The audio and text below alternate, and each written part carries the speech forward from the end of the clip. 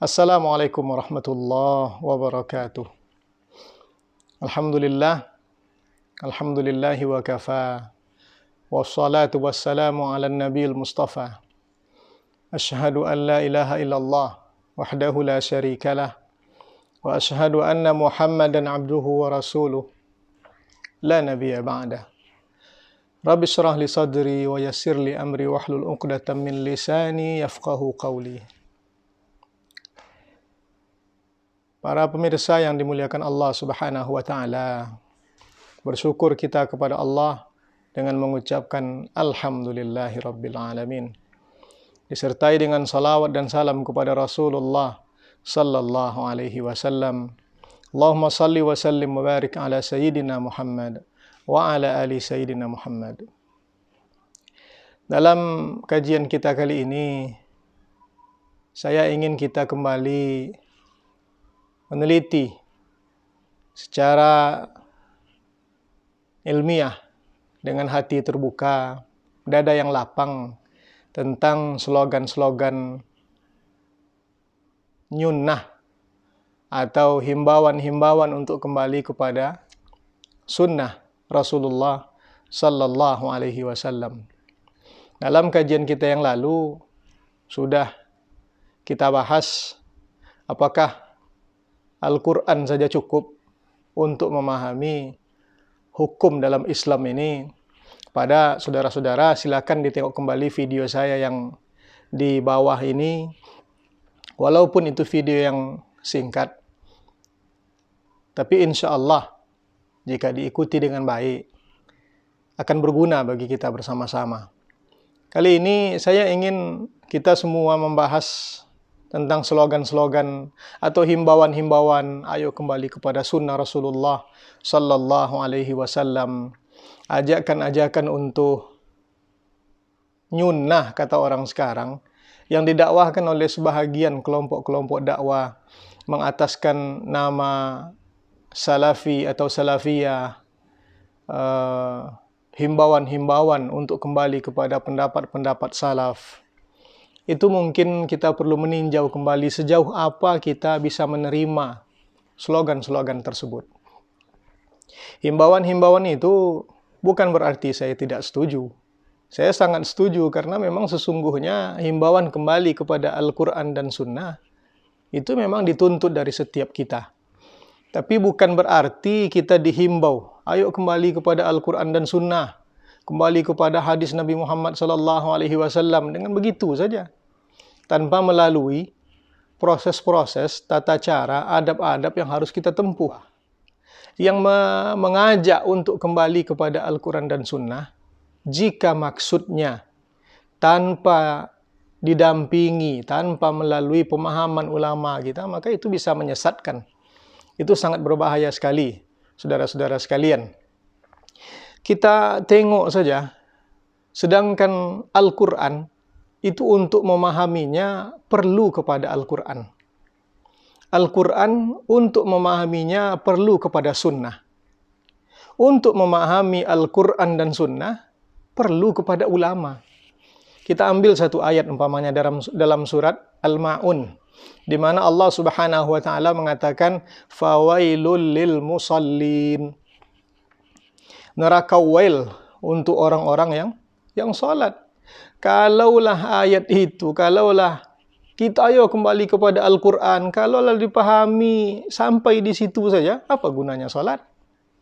Karena Allah mengatakan maka neraka wail untuk orang-orang yang salat.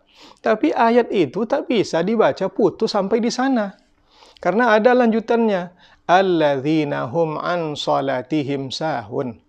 Neraka wail untuk orang yang sholat, yang bagaimana sholatnya? Yang mereka lalai melaksanakan sholatnya. Itu satu contoh di mana Al-Quran perlu kepada, satu ayat perlu kepada ayat yang lain untuk memahaminya. Al-Quran perlu kepada sunnah Nabi Muhammad sallallahu alaihi wasallam untuk memahaminya. Dan itu sudah kita bahas dalam kajian kita yang lalu tentang Al-Quran saja tidak cukup.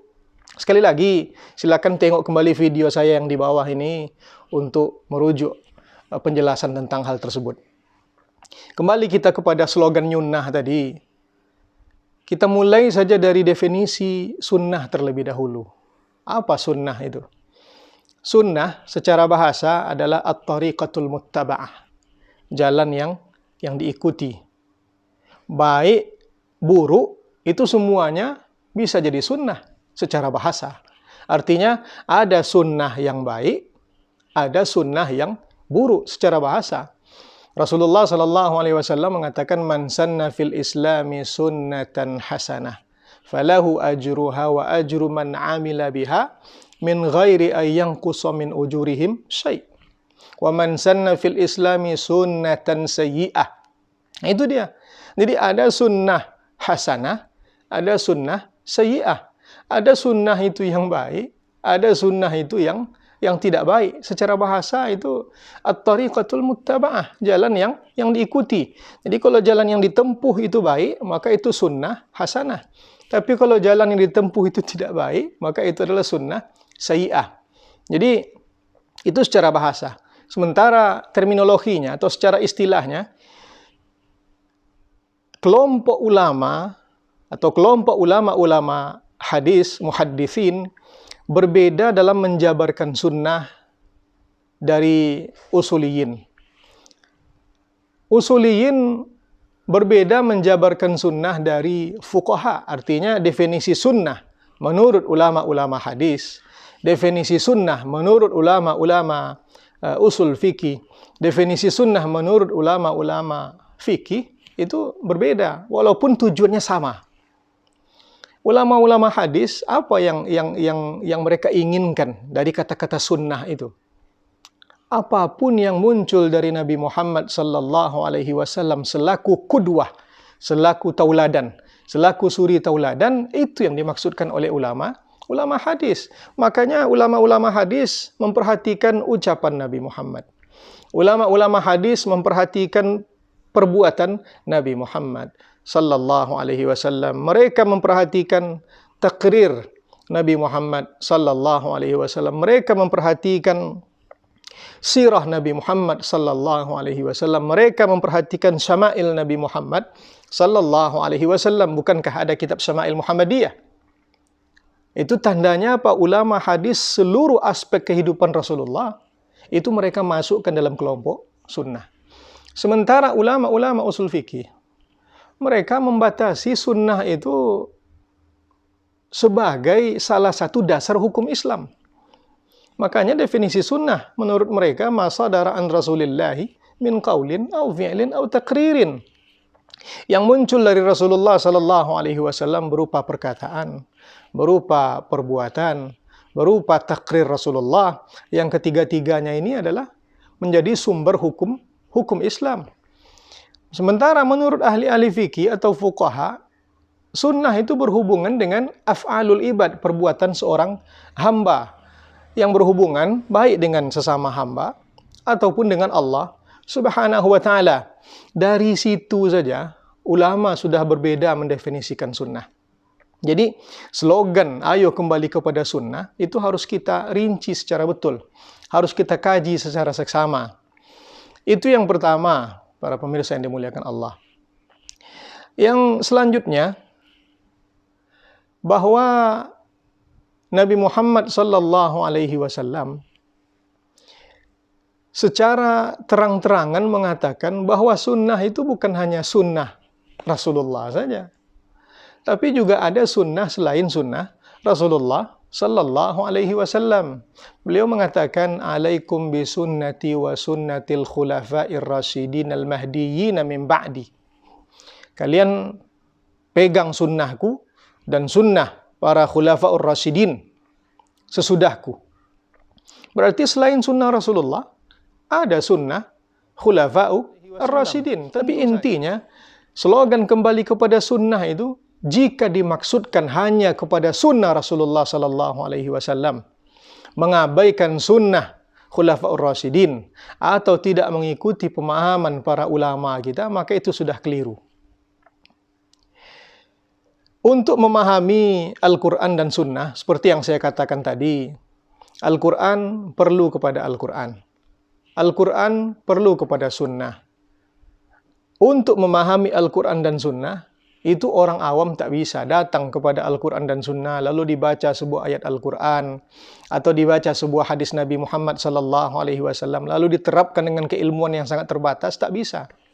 Itu malah menyesatkan jadinya, akan membuat dia keliru dalam beramal, beribadah. Kita ambillah satu contoh. Orang kalau kembali kepada Al-Quran saja tanpa dibimbing oleh ulama, maka dia akan sholat tidak menghadap ke kiblat. Dan di dalam Al-Quran seakan-akan yang seperti itu ada benarnya. Karena Allah mengatakan, فَأَيْنَمَا تُوَلُّوا فَثَمَّ وَجْهُ اللَّهِ. Kemanapun kalian menghadap, maka disitulah Allah Subhanahu wa Ta'ala. Jadi kalau dia sholat tidak menghadap kiblat, sholat membelakangi kiblat umpamanya, atau dia tidak mengarah kepada arah yang semestinya, itu sholatnya sudah sah berdasarkan ayat tadi. Kenapa? Karena dia memahami ayat itu mentah-mentah tanpa bimbingan seorang guru, tanpa mengacu pada pendapat ulama. Contoh yang lain umpamanya. Di dalam Al-Quran Allah mengatakan, innamal musyrikuna najas. Orang musyrik itu najis. Kalau kita kembali kepada Al-Quran tanpa dibimbing oleh guru, tanpa bimbingan ulama, maka akan terjadi chaos di tengah-tengah kita, akan banyak musibah di antara kita. Kita takkan mau lagi berinteraksi dengan orang-orang yang tidak seakidah dengan kita, dan itu akan membahayakan sosial kita, membahayakan masyarakat di sekitar kita. Dan banyak lagi contoh-contoh yang lain. Contoh sunnah kita ambil umpamanya hadis Nabi Muhammad sallallahu alaihi wasallam atau sunnah Rasulullah sallallahu alaihi wasallam tentang buang hajat lah umpamanya. Buang hajat, Rasulullah sallallahu alaihi wasallam mengatakan, idza ataitumul ghaitah. Kalau kalian mau buang hajat, jangan menghadap ke kiblat, fala tastadbiruha, fala tastaqbiluha, jangan menghadap ke kiblat, wala tastadbiruha, tapi jangan juga membelakangi kiblat. Kata Rasulullah, syarriqu au gharribu, menghadaplah ke timur atau ke arah barat. Nah, kita yang berada di Indonesia tak bisa mengamalkan hadis itu mentah-mentah. Kenapa? Karena kalau kita menghadap ke barat, kita menghadap ke arah kiblat. Kalau kita menghadap ke timur, kita membelakangi kiblat. Padahal Rasulullah tadi mengatakan jangan menghadap ke kiblat dan jangan pula membelakangi kiblat. Jadi memahami sunnah itu harus ada bimbingannya. Harus ada guru yang akan membantu kita berjalan setahap demi setahap, selangkah demi selangkah sampai kita memahami apa makna, apa maksud dari Al-Quran dan Sunnah itu sendiri. Kalau ada yang bertanya, kenapa kita perlu guru? Karena itulah inti dari sanad di dalam agama kita ini. Bukankah Allah Subhanahu wa Ta'ala mengatakan, fas'alu ahla dzikri in kuntum la ta'lamun. Bertanyalah kepada orang yang ahli dzikri, ahla dzikri, orang-orang yang berilmu, orang-orang yang mengetahui. Kapan itu in kuntum la ta'lamun? Kalau kalian tidak mengetahui. Jadi orang yang masuk langsung kepada sunnah, masuk langsung kepada Al-Quran tanpa dibimbing oleh seorang guru, maka akan sangat membahayakan dirinya sendiri. Andai kata ajakan itu, himbauan itu diserukannya kepada orang lain, maka dia dapat membahayakan baik itu keyakinan orang lain tersebut ataupun cara beribadah orang lain tersebut. Para pemirsa yang dimuliakan Allah Subhanahu wa Ta'ala, kalaulah kita ini memiliki pemahaman yang luas tentang Al-Quran, memiliki pemahaman yang luas tentang sunnah Rasulullah Sallallahu Alaihi Wasallam, ilmu kita luar biasa, maka silahkan saja berijtihad. Tapi kalau untuk orang-orang awam, himbauan-himbauan seperti itu mesti diteliti baik-baik. Bahasa sederhananya, kita ini harus tahu diri. Kita ini mesti mengukur bayang-bayang setinggi tegak kita. Jangan lebih daripada itu. Silakanlah bertaklid terlebih dahulu, karena itu tahap yang harus kita lalui. Kalau kita sudah mapan nantinya suatu saat, ada perangkat-perangkat yang kita harus fahami, sudah ada dalam diri kita, dalam jiwa kita, silakan menganalisa. Tapi tetap mengacu kepada ulama-ulama kita. Jadi slogannya sebenarnya bukan kembali kepada Al-Quran dan Sunnah, tapi slogannya kembali kepada ulama kita, atau kembali kepada Al-Quran dan Sunnah melalui pemahaman ulama kita. Bukan melalui pemahaman kita yang singkat. Bukan melalui analisa kita yang pendek. Yang belum seumur jagung, kata orang-orang tua kita. Karena apa? Karena itu akan membuat kita kewalahan dalam memahami hukum Allah Subhanahu wa Ta'ala. Kalau ada yang bertanya, apa dalil atau kenapa kita harus berguru dalam memahami Al-Quran dan Sunnah? Bukankah Rasulullah Sallallahu Alaihi Wasallam mengatakan di dalam sebuah hadisnya, "Sallu kama ra'aitumuni usalli." Salatlah kalian sebagaimana kalian menyaksikan aku atau melihat aku melaksanakan salat. Nah, pertanyaannya sederhana saja. Siapa di antara kita zaman sekarang yang menengok Rasulullah secara langsung melaksanakan salat? Siapa di antara kita yang langsung menengok Nabi Muhammad Sallallahu Alaihi Wasallam salat? Tidak ada. Tidak ada. Yang menengok Nabi Muhammad Sallallahu Alaihi Wasallam salat itu namanya sahabat. Kita ada menengok sahabat salat? Juga tidak. Siapa yang menengok sahabat salat? Yang menengok sahabat salat itu tabi'in. Yang menengok tabi'in salat, tabi'in. Sampailah kepada ulama-ulama belakangan ini, ulama-ulama khalaf kita, sampailah kepada guru-guru kita, kiai-kiai kita, buya-buya kita, ustaz-ustaz kita. Yang kita tengok itulah. Itu tandanya apa? Kita mesti melalui tahap-tahap tersebut. Jangan ada yang langsung melompat kepada Rasulullah Sallallahu Alaihi Wasallam. Para pemirsa yang dimuliakan Allah, ada ungkapan lain yang sering juga disebut oleh sebahagian dai. Apa katanya? Itu tidak ada contohnya dari Rasulullah. Nah, begini. Contoh dalam bahasa Indonesia itu lebih akrab dengan perbuatan. Kalaulah maksudnya tidak ada contoh dari Rasulullah Sallallahu Alaihi Wasallam, tidak pernah dilakukan oleh Nabi Muhammad Sallallahu Alaihi Wasallam, maka dia sudah keluar dari konsep sunnah yang dia dakwahkan. Karena sunnah itu bukan hanya perbuatan saja. Sunnah itu perbuatan, sunnah itu perkataan, sunnah itu juga takrir, ketetapan Nabi Muhammad Sallallahu Alaihi Wasallam. Jadi kalau disebutkan itu tidak ada contohnya dari Rasulullah, tidak ada Nabi melakukannya, itu sudah keluar. Dia sudah keluar dari ajakannya sendiri. Dan kadang-kadang sebahagian orang ada yang mengatakan, saya tidak ikut ulama saya ikut Rasul saja. Kenapa? Kalau ditanya kepada yang mengatakan itu, kenapa tidak ikut ulama? Kenapa ikut Rasulullah Sallallahu Alaihi Wasallam saja? Jawabannya apa? Karena ulama bisa salah. Rasulullah Sallallahu Alaihi Wasallam tak pernah salah. Betul itu. Itu betul. Tapi dari mana kita tahu bahwa Rasulullah Sallallahu Alaihi Wasallam itu tidak pernah salah? Dari mana kita tahu? Yang mengatakan itu kan ulama kita. Yang mengatakan itu kan guru-guru kita. Jadi kalau ungkapan itu yang akan dipakai di tengah-tengah kita, itu sudah sangat tidak benar juga. Allah Subhanahu wa Ta'ala mengatakan di dalam Al-Quran, fa in tanaza'tum fi syai'in farudduhu ilallah wa rasul. Kalau kalian bertikai, kalau kalian berselisih faham tentang sesuatu, maka kembalikanlah kepada Allah dan kepada Rasul. Tapi tetap harus dengan pemahaman para ulama kita. Para pemirsa yang dimuliakan Allah Subhanahu wa Ta'ala. Jadi, sekali lagi, mari kita letakkan slogan-slogan nyunnah itu pada tempatnya. Saya bukan tidak setuju, tapi andai kata itu disampaikan untuk orang awam, lalu ditakut-takuti kalau tidak ikut sunnah Rasulullah, ini semuanya sesat dan segala macamnya, maka itu akan sangat membahayakan pemahaman kita. Yang terakhir, imbauan untuk kembali kepada Al-Quran dan Sunnah itu hanya untuk orang-orang yang sudah pergi jauh dari Al-Quran dan Sunnah. Karena orang yang kembali itu orang yang sudah pergi. Alhamdulillah, kita ini tak perlu kembali kepada Al-Quran dan Sunnah dalam teori yang tadi. Kenapa?